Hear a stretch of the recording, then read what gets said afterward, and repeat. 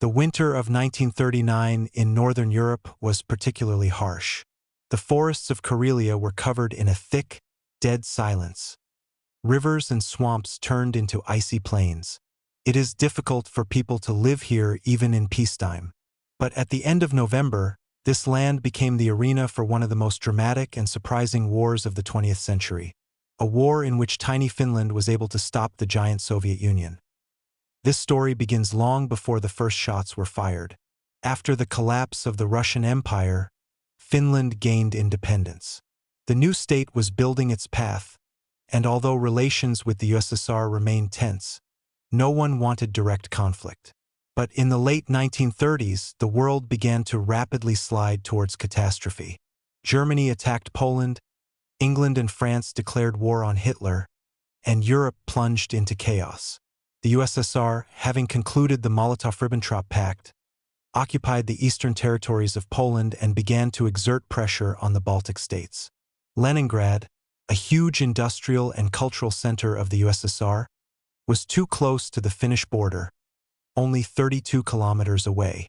Stalin considered this an unacceptable threat. In the fall of 1939, the Soviet Union presented Finland with demands to move the border, cede part of the Karelian Isthmus, transfer several islands in the Gulf of Finland, and allow the USSR to lease the Hanko naval base.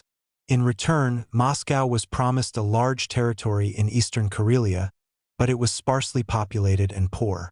The Finns were willing to discuss some concessions, but not to such an extent. For a small country, every village and every forest was part of the national soul, and giving them up seemed to threaten the very existence of the state. The negotiations failed, and on November 30th, 1939, the Red Army crossed the border. On paper, the USSR's victory seemed inevitable. The Soviet Union could field nearly 1 million soldiers, about 2,500 tanks, and thousands of aircraft. Finland had about 300,000 soldiers, but only some of them could quickly take up arms. There was almost no heavy artillery. The air force consisted of old aircraft, and there were only a few tanks. Stalin's generals confidently declared, "The war will last 2 weeks." But as soon as the Soviet columns penetrated deep into the Karelian forests, it became clear that the war would be completely different. The Finns had no intention of fighting head-on. They used their main ally, winter. The temperature often dropped to -30, and sometimes even -40 degrees. Blizzards obscured landmarks, and highways turned into icy traps. Finland became a giant white fortress, where every bush, every hill, every path was known to the Finns and became deadly for the enemy. The Finns fought in small mobile groups, skillfully using skis. Their tactic was named motti, like a log for a fire. They cut long Soviet columns into fragments, surrounded them, and destroyed them piece by piece. Soviet tanks, stuck in deep snow, lost their maneuverability and became easy targets. Soviet soldiers wore dark uniforms and were visible from hundreds of meters away. The Finns were dressed in white camouflage coats, which made them invisible in the snow. Particularly heavy fighting took place on the Raja-Suomi-Suomi Road. Here, small Finnish units made their mark on military history forever. Near Suomi, for example, 17,000 Finns managed to defeat 2 Soviet divisions with a total strength of more than 45,000. The forest, frost, hunger, and Finnish skiers did their job. The USSR expected an easy walk, but got a nightmare instead. While Soviet commanders were trying to figure out the right tactics, legends began to circulate about the Finnish resistance and its heroism. One such legend was a simple farmer and sniper named Simo Häyhä. He did not use an optical sight, as the glass could reflect the winter sun. He lay in the snow for 8 to 10 hours at a time, stuffing his mouth with snow so that his breath would not give away his position. By the end of the war, he had more than 500 confirmed kills, a record that still stands today. Soviet soldiers called him White Death. For the Finns, he became a living symbol of their own resilience, a small man who was able to stop a huge army. But the Finns fought not only with skill, but also with incredible unity. The country was ready to endure any hardship for the sake of freedom. Women and children built fortifications and collected warm clothes for soldiers. Many volunteered. Finland did not receive direct military aid, but thousands of foreigners came as volunteers: Swedes, Norwegians, Americans, and French. However, it became clear over time that Finland could fight and inflict heavy losses, but it could not win a long war. Ammunition was running out, supplies were dwindling, and the army was exhausted. Meanwhile, the Red Command was learning. The defeats were painful, but they taught lessons. By the beginning of 1940, the Soviet Union had completely rebuilt its tactics, strengthened its artillery, improved its supplies, and brought in new divisions. Now, instead of long, stretched-out columns, Soviet units began to operate in a more organized manner. Attacks became massive, dense, and covered by the fire of hundreds of guns and mortars.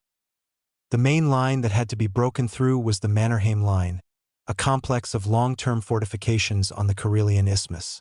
It was the pride of the Finnish defense. Pillboxes, concrete bunkers, anti-tank ditches, and a system of firing points that blended perfectly into the landscape. Some bunkers were camouflaged as ordinary hills.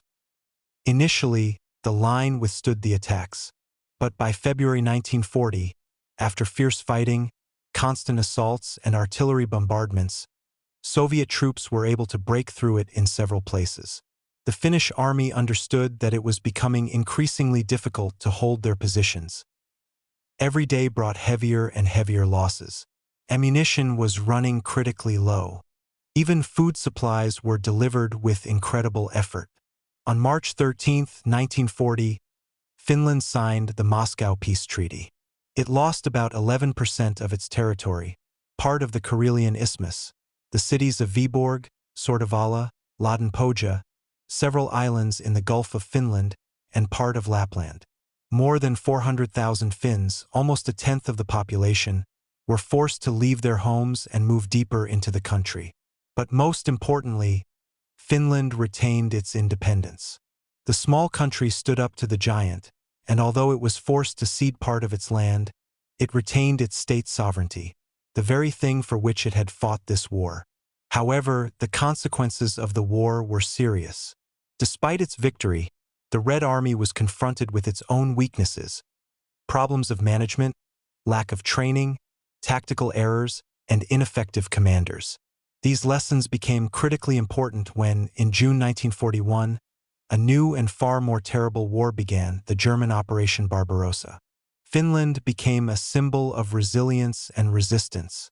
The Winter War showed the world that even a small, poorly armed country can fight back against a much stronger enemy when defending its home, its forests, and its freedom. The country united in the face of danger.